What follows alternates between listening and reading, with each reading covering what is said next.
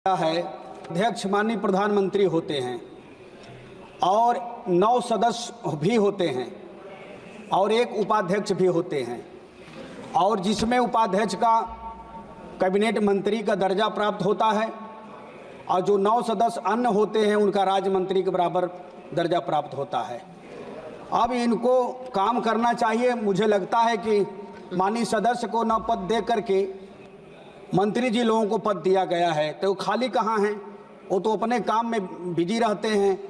तो इसलिए आपसे मैं कहना चाहूँगा कि माननीय मंत्री जी, इस प्राधिकरण में ज़्यादा नौकरशाही है, इसमें सिर्फ नीचे का दृष्टिकोण अपनाया गया है।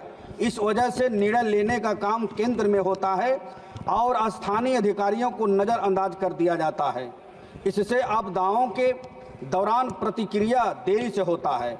इस अधिनियम में आपदा और विपत्ति जैसे हम शब्दों की परिभाषाएं साफ नहीं है। आपदाओं के दौरान ज़रूरत को पूरा करने के लिए आवंटित धन कम प्राप्त होता है। धन नहीं है, धन बढ़ाया जाएगा तब कोई कार्य हो पाएगा। इससे प्रक्रिया और रिकवरी में देरी होती है। आपदा प्रवण क्षेत्र की घोषणा का प्रावधान नहीं है। इस अधिनियम में आपदा प्रवण क्षेत्र की घोषणा के प्रावधान का अभाव है। आपदा प्रबंधन अधिनियम 2005 को साल 2004 के सुनामी के हमले के बाद पारित किया गया था। इसका मकसद आपदाओं के प्रभावी प्रबंधन को सूचित करना था, किंतु आपदा प्रबंधन एक खोखी कल्पना साबित हो रही है। 10 साल केंद्र की सरकार हो चुकी है, लेकिन अभी तक यह कार्य नहीं हो पा रहा है। इसलिए हम कुछ मांगे आपके सामने आपके माध्यम से रखना चाहता हूं कि आपदा संबंधित निम्न मांगों की आपका ध्यान इस सदन के माध्यम से आकर्षित कर रहा हूं। सरकार द्वारा घोषित 50,000 का बीमा को और बढ़ाते हुए बीमा की राशि 20 लाख रुपये की जाए।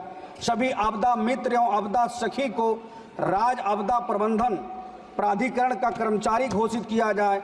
सभी आपदा मित्र एवं आपदा सखी को न्यूनतम वेतन 26,000 रुपये की गारंटी किया जाए। सभी आपदा मित्र एवं आपदा सखी को स्वास्थ्य बीमा, EF, IPF सहित अन्य सुविधा देकर सामाजिक सुरक्षा की गारंटी किया जाए। किसी प्रकार के आपदा की जानकारी एवं सूचना के लिए स्मार्टफोन दिया जाए। सभी आपदा मित्र एवं आपदा सखी का सेवा पंजिका निर्मित किया जाए। अन्य राज्यों की भांति 12 दिवसीय प्रशिक्षण का 400 रुपये दिन से 4,800 रुपये का तत्काल भुगतान किया जाए। अन्य राज्यों की भांति अब तक जितनी दिवसीय ड्यूटी कराई गई है 800 प्रतिदिन के दर से तत्काल भुगतान किया जाए। अभी तक जितने आपदा मित्र एवं आपदा सखी अपनी जान गंवाई है, उनके आश्रितों को 20 लाख रुपये का मुआवजा प्रदान किया जाए।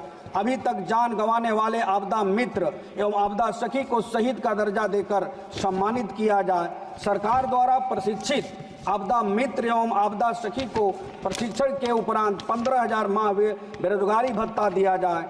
आपदा जागरूकता, आपदा कार्य अन्य माध्यमों से सरकार संचालित कर रही है, उसे आपदा मित्र एवं आपदा सखी के माध्यम से संचालित किया जाए। सभी आपदा मित्र एवं आपदा सखी के लिए जिला एवं तहसील स्तर पर आपदा मित्र कार्यालय बनाया जाए।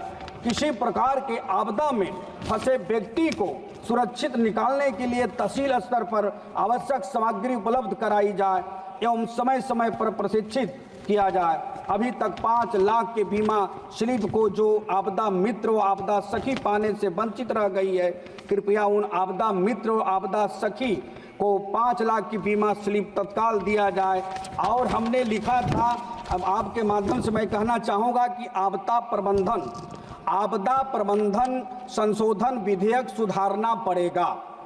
आपदा प्रबंधन संशोधन विधेयक सुधारना पड़ेगा, जो हमने बोला सदन में लागू करवाना पड़ेगा।